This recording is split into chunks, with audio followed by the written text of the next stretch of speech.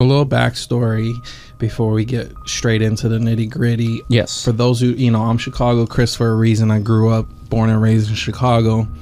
Now, the house that I grew up in, I had to do a little research on it. I knew it was an old house when I lived there, but I didn't know how old it was. And the other night, I looked it up on like Zillow and some like real estate websites just to like look at pictures of it to see what it looks like these days. And I went down to the the statistics of it, year built, and this house was built in 1862. Ooh, that over 100 years old. That blew.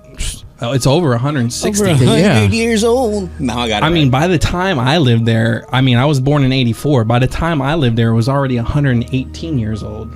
Who's this gremlin? Holy shit, bro. So it was an old, super old house. First house on the block in Ravenswood. If you want to look it up on Google, you can. 5319 North Ravenswood. And if you want to visit there, go ahead and just knock on the door. Oh, yeah, go ahead. I mean, sure. Yeah. 5319 North Ravenswood, if you want to look it up. 1862, built during Civil War. Now, this house, when I was growing up, I felt energies in different rooms and things like that. Let's take you back to about 1992, 1993. October, and it was coming up to Halloween. Now I'm upstairs. I have a bedroom upstairs. We have shag carpet. It's pretty fluffy. We have 2 cats, okay? And now the cats, they run wild, and the door that goes upstairs, there's a door that goes upstairs, so you have to open the door to go upstairs. Okay. It's an old wooden door, and I was in my room one night. This is just one instance. We got a couple instances here. What were you doing in your room? Yeah, I don't even know. Just hanging out, getting ready for bed. Next thing I know, I hear the door open. So I'm thinking my dad's coming up to check on me or something like that.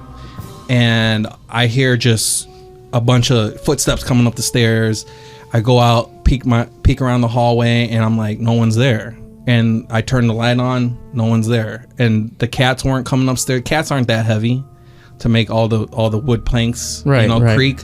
And it sounded like somebody was jogging up the stairs, not just walking up the stairs. Damn. So then, time goes by.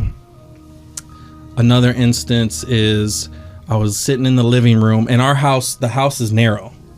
So the living room is in the front part of the house, and you can see all the way to the back part of the house where the kitchen was. So it goes kitchen, there's a bathroom and pantry, then there's a living room, then there's the front room that we call, or there's a dining room, then there's a front room, we call it the front room. And then we're sitting in there watching TV. The whole back part of the house is dark, okay? And now the light switches in this house are heavy switches. They're the kind that you have to like click up. Yeah. Oh, it was all You hear them click. Yeah. Yeah. I mean, 1800 house. I mean, I don't know when shit was updated. So the light switch. So we're watching TV, and next thing you know, the light in the bathroom just starts going on and off. And you hear the click. Yeah, I hear the click. It's not just the light flickering. Right. Oh, okay. I hear the click on and off. It does it like 3 times, and my stepmom's sitting in there like, what the what is that? She went back over there. Nothing there. Did it stop flickering when she got there? Yes. Oh shit. And then it just stopped. Then she came back, sat in the living room. Okay, we had a glass coffee table in the living room. Okay, and it was wood frame with a glass top, square, flat. Looks nice. She had a drink. She had a drink on the table that was sitting pretty close to the edge.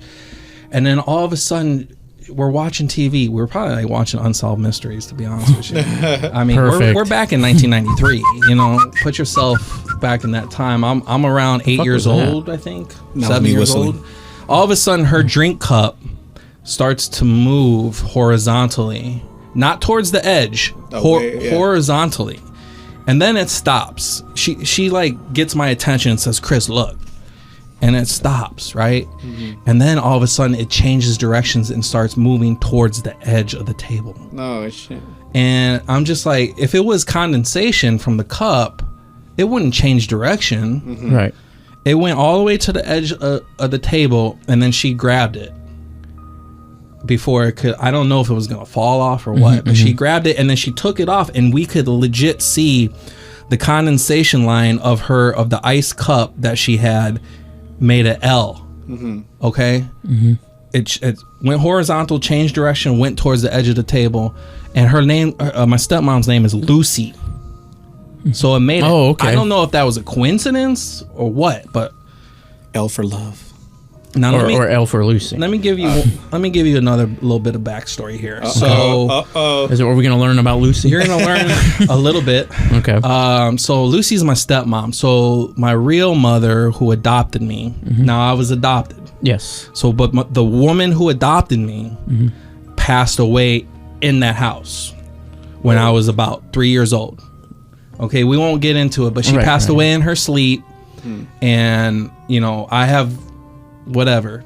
But okay, so she is about 4 years older than Lucy. They went to the same high school.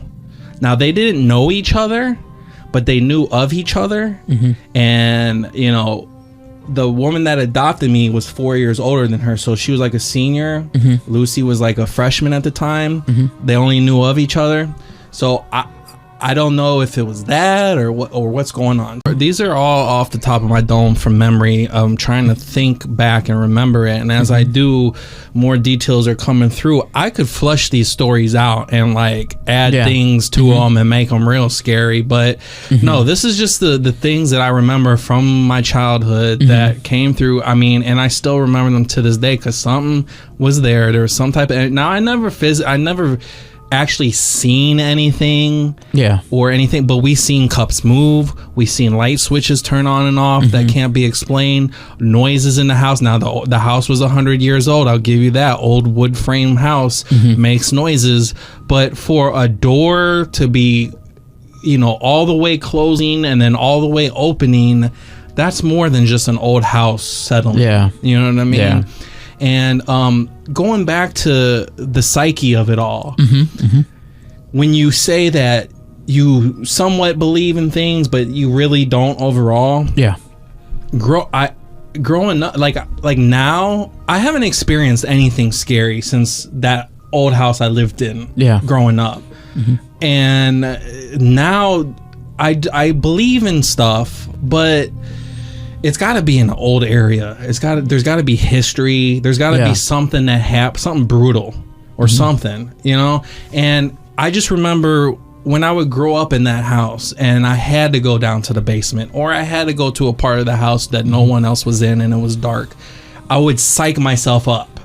And I would tell myself that nothing can harm me if I just mentally am like, nothing's there. Or you don't scare me. Or there was some times where I was in the basement and I would say that out loud, like, go away. You don't scare me. And then I just march through with confidence and nothing messed with me. But going back to, I got a couple more stories here that aren't my own experiences. These are things that my dad told me from his friends. So there was one night, we had a huge tree out front. It was a very old tree. Big thick trunk. I'm talking it's probably a good 5-6 feet circumference trunk. I mean big. And one night there was a car accident out front. Now my dad told me the guy was partially drunk or whatever. He was going down Ravenswood, which is the house that our street was on, and across, so it's kind of a main, it's like a mid artery. It's not a main road, but it's not a side street either. It's kind of it's more traveled. And across the street is an Amtrak, so there's no houses across the street. It's just like a gravel landing and then the Amtrak train, and then over the train is a bunch of other neighborhoods. So he was going down the street, it was late at night, and the guy crashed into that big tree in front of our house. My dad runs outside to talk to this guy, pulls him out, and the guy told my dad that, I don't know what happened, I just saw a little girl in the middle of the road and I veered out of the way. What the fuck? Is the little girl okay? Because he was like startled, right? He's like, I don't care about my car, I don't care about me. Did I hit the little girl? And he's like, they looked around. There was nobody there. Now, granted, my dad said this guy was drinking a little bit. Yeah. So I don't know what was real, what was not. But he said a man and I remember that there was I remember this crash, waking up the next morning and seeing the big divot in the tree. Yeah. He harmed the tree big time. Yeah. And my dad was concerned because we thought we were gonna lose the tree because it was an old 100-year-old, 150-year-old tree. I mean, people care about trees that old. Yeah, yeah, they do. Yeah. Especially when it's that big and it's hovering over your house. You don't want it to fall down on your house. So that was one instance. Another instance, my dad used to have parties there, and a lot of his guy friends would come over, get drunk, and crash.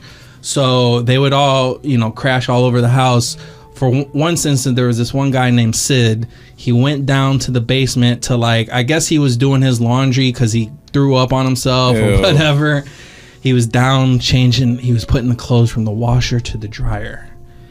And he said when he opened the dryer to put clothes in the dryer, he felt something shove him from behind to try to push him into the dryer. It was just one shove.